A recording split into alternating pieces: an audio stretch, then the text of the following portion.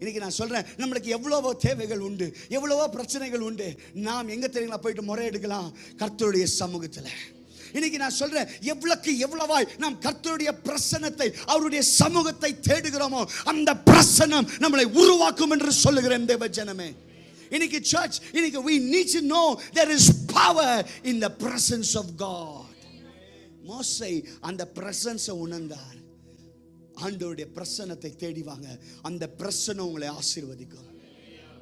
இப்போ அந்த இடத்துல மோசே ஆண்டவருடைய சமூகத்தில் முறையெடுக்கும் போது, tell the children of Israel to go forward. ஆமென். இன்னைக்கு நான் சொல்றேன், கர்த்தர் உங்களை பார்த்து சொல்றாரு, go forward, not backwards.